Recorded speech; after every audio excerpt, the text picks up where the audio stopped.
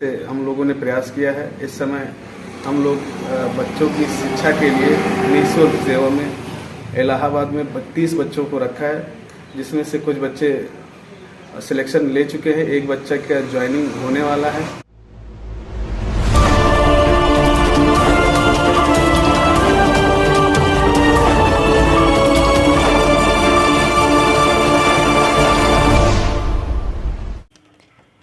यह बलरामपुर जिले के पचपेड़वा ब्लॉक के गांव कुदुरगोड़वा बिशनपुर विश्राम के बैजनाथ थारू हैं। उच्च शिक्षा प्राप्त करने के बावजूद वे इसी गांव में रहकर थारू शिक्षण संस्थान चलाते हैं। गेहूं की फसल और सिर पर बोझ ले जाती हुई इस महिला को देखकर आसानी से समझा जा सकता है कि यह खेती किसानी वाला एक साधारण गाँव है।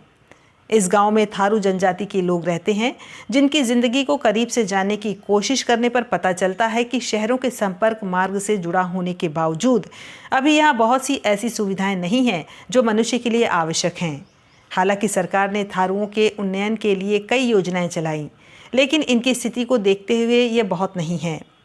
शिक्षा, राजनीति और शासन प्रशासन में भागीदारी के आधार पर देखें तो थारू समुदाय अभी भी बहुत पीछे है।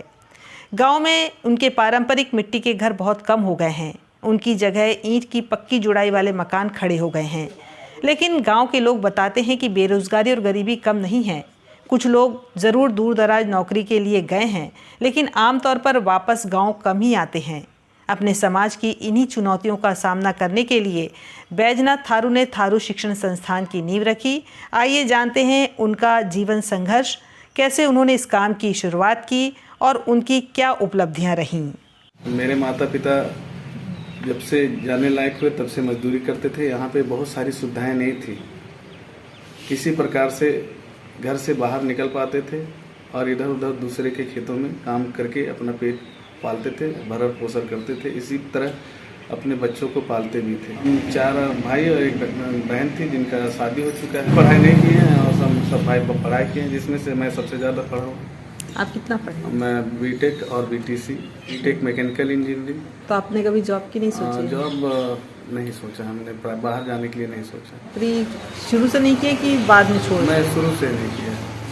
तैयारी कर रहे थे पढ़ाई के समय, तो यहाँ पे बहुत सारी बुराइयाँ थी। लोग सहयोग की भावना था वो बहुत कम था। जैसे बाहर की जो सूचनाएं हैं वो बहुत कम मात्रा में आ पाती थी। मोबाइल की सुविधा नहीं थी, फ़ोन की सुविधा नहीं थी। पेपर किसी प्रकार से हमारे ज़िला जो पुराना था गोंडा, वहाँ पहुँचता था। वहाँ पर जाने के लिए हम गाँव से पैदल चलकर अपने शिक्षा क्षेत्र पचपेड़वा पहुँच करके वहाँ से ट्रेन के माध्यम से गोंडा पहुँचते थे। वहाँ पे पेपर की कटिंग ला करके लोग अपना फार्म भरते थे। इस प्रकार से अपना वो सभी लोग ये सारी सूचनाएं कलेक्ट करके तब आगे बढ़ पाते थे। मैं 2012 में पास आउट हूँ। ये ऑफिस मुझे दिख रहा है, किस चीज़ का ऑफिस है? ये स्कूल का ऑफिस है। कितनी क्लास तक है स्कूल? 8th। स्कूल खोलने की कैसे सोचा? कब से खोले आपने स्कूल? स्कूल वैसे तो बहुत पहले से हम ट्यूशन पढ़ा रहे हैं, 2014 से, केवल सामाजिक सेवा की भावना से, जिसमें से मेरे पढ़ाए हुए लगभग 20 से 25 बच्चे नवोदय में पढ़ रहे हैं और कुछ बच्चे पढ़ करके पास हो चुके हैं। हर साल मेरे पढ़ाए हुए 1-2 बच्चे या मैक्सिमम 3 बच्चे सेलेक्ट हो जाते हैं, जिसमें से मेरे घर के भी 2 बच्चे नवोदय में सेलेक्ट होकर के इस समय जॉब में हैं और भी बच्चे। तो आपके पास जो बच्चे आते हैं वो थारू जनजाति के ही रहते हैं? मैक्सिमम थारू जनजाति के हैं।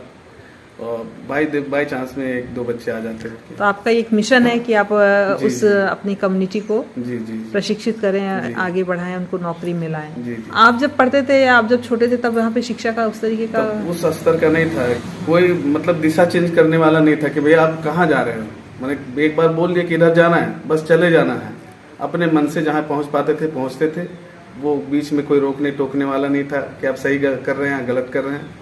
अब धीरे धीरे से हम लोगों ने प्रयास किया है। इस समय हम लोग बच्चों की शिक्षा के लिए निःशुल्क सेवा में इलाहाबाद में 32 बच्चों को रखा है, जिसमें से कुछ बच्चे सिलेक्शन ले चुके हैं, एक बच्चा का ज्वाइनिंग होने वाला है, रेलवे में हुआ है। अच्छा जी। और आगे से हम लोगों ने सोचा है कि यहाँ के बच्चों को जो पढ़ने में रुचि ले रहे हैं उनको रख करके अच्छी से अच्छी सुविधा दें, जिनके खान पान की व्यवस्था हम सब हमारे ग्रुप द्वारा किया जाएगा। किस तरीके से ग्रुप द्वारा सहायता होती है? अपना जो इनकम होता है थोड़ा बहुत, उसी को कलेक्ट करके बच्चों में, गांव के लोग या जो सोचने वाले हैं, समझने वाले हैं, उनसे कलेक्ट करके धनराशि बच्चों के बीच में शेयर किया जाता है।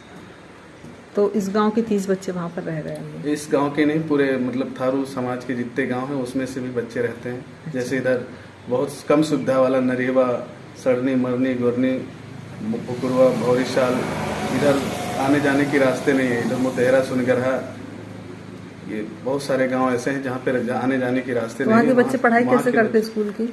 वहाँ की प्राइमरी सुविधा है, प्राइमरी सरकारी विद्यालय वहाँ पे पढ़ते हैं। कुछ बच्चे जो आगे बढ़ना चाहते हैं वो बाहर निकलते हैं, अन्यथा वो गांव पे जो प्राथमिक स्तर की जो शिक्षा है उसी में अपना शिक्षा कार्य। स्कूल खोलने का आपके मन में कैसे आया? यहाँ मेन उद्देश्य मेरा ये था कि यहाँ के बच्चे शहर की तरह कैसे पढ़ाई कर पाए, मेरा मकसद यही था। लेकिन उसके लिए सुविधाओं का कमी है मेरे पास। कक्षा तक है स्कूल? 5 तक मेरा क्लास। कितने बच्चे पढ़ते हैं इस समय? 450 के आसपास में बच्चे। अच्छा, सामने तो रेसिडेंशियल स्कूल भी है, वहाँ पे भी है? वो 6 से 12 तक रखते हो, केवल लड़कियों के लिए रहते हैं। जो सहयोग करता है उससे ले लिया जाता है। यहाँ सहयोग से चलता है। यहाँ तो कैसे मैनेज करते हैं जब आपके पास कोई आमदनी का वो नहीं रहता है? टीचर्स को कैसे देते हैं? सहयोग से होता है सब। कितने टीचर्स हैं? मेरे पास 11 टीचर हैं, सारे कम्युनिटी से। तो ये क्या आपका एनजीओ है? एनजीओ नहीं, संस्था। हमने रजिस्टर्ड करा लिया, इसकी मान्यता भी करा ली। तो कहीं से फंड नहीं मिलता? फंड भी नहीं मिलता है। अप्लाई नहीं किया? अप्लाई नहीं किया है। सबसे ज्यादा आर्थिक समस्या होती है नहीं जी। जब अपने बच्चों को प्राइमरी तक पढ़ाएंगे, फिर उसके बाद अपने साथ ये मजदूरी ले जाने लगेंगे। वही। हाँ। तो पढ़ाई ब्रेक होने का मतलब ही है कि जब तक उनको थोड़ा सा बाहर से मिला तक पढ़ेंगे, तक चले जाएंगे। उसके बाद बाहर जाने की जैसे समस्या रहती है ना। जी जी जी जी। लेकिन अच्छे विद्यालय रहते हैं तो बाहर जाने के लिए सुविधा नहीं है, तो ये मजदूरी ही करने लगेंगे। ये ग्रामीण शिक्षा को सुधारने के लिए जो बच्चे स्कूल से जाने के बाद घर पे नहीं पढ़ते हैं, उनको अच्छे से शिक्षित करने के लिए गांव पे टीचरों को नियुक्त करके बच्चों को पढ़वाया जाता है, जिससे उनका जो घर का शिक्षा है वो सुधर सके। वो जो गलत काम करते हैं घर पे वो भी बंद हो जाए और अपने आप को अच्छा बना सके। तो हर गांव में हम लोगों ने प्रयास किया है कि छुट्टी के बाद, स्कूल की छुट्टी के बाद हम उन बच्चों को पढ़वाएंगे और उनको आगे बढ़ाएंगे।